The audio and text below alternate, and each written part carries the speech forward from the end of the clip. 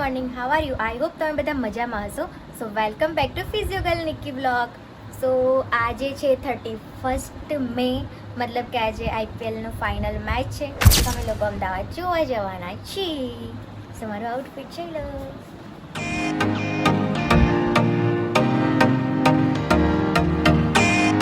ઉપર હજી ડાયરેક્ટ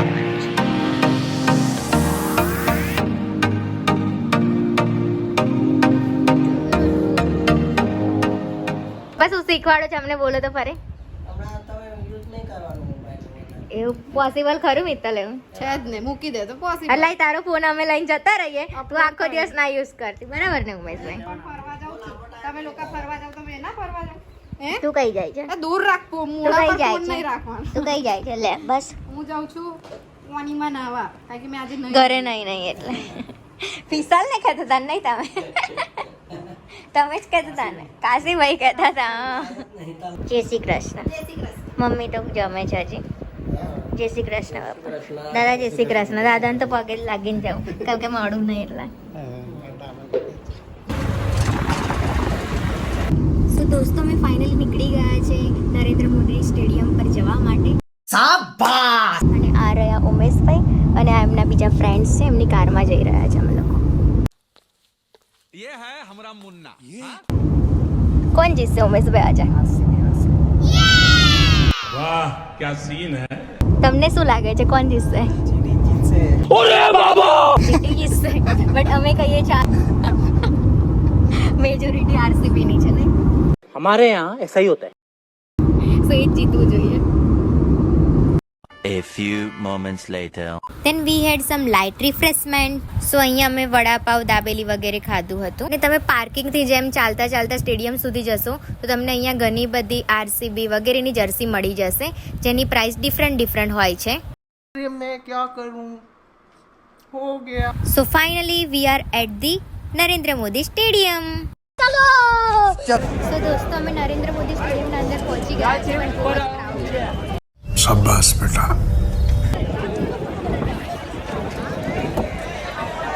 દોસ્તો આજે તો અમે ચાલીને થાકી ગયા છે.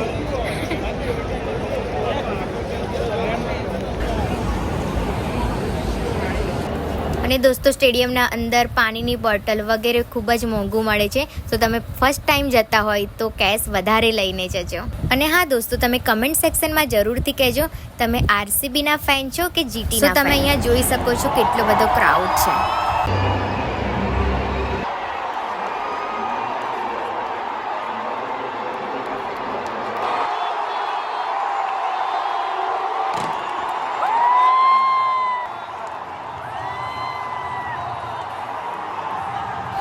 અને અહીંયા કૈલાસ ખેરનો શો પણ હતો, જેની ખૂબ જ મજા આવી હતી.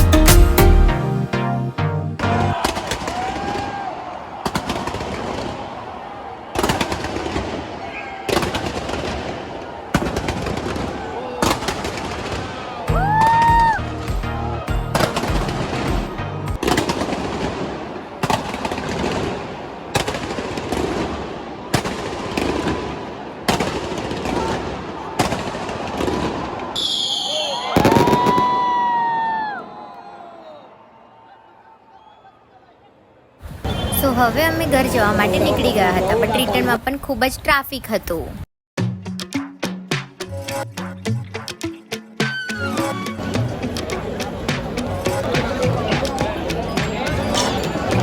સો દોસ્તો, હવે અમે પેટ પૂજા કરવા માટે બેઠા છે માણેક ચોકમાં. થાકી ગયા છે ગરમીમાં, બરાબર ને? બટ આજ સુધી જીતી ગયું એની ખુશી પણ છે અમને. રિટર્નનું ડિનર તો અમને સારી રીતે યાદ રહી ગયું, કેમ કે અમે ફર્સ્ટ માણેક ચોક ગયા, ત્યાં ફિનિશ થઈ ગયું. પછી એક રેસ્ટોરન્ટમાં ગયા, ત્યાં અમને મજા ના આવી. પછી ફાઇનલી અમે અહીંયા પેટ પૂજા કમ્પ્લીટ કરી અને અમને સેટિસ્ફેક્શન પણ મળ્યું. સો દોસ્તો, ફાઇનલી અમે 5 વાગે ઘરે આવી ગયા હતા ક્રિકેટ જોઈને, અને હું ફ્રેશ પણ થઈ ગઈ છું. સો આઈ હોપ તમને આ મારો બ્લોગ ગમ્યો હોય તો do likes, comments and subscribe. Thank you for watching. Bye, take care, good night.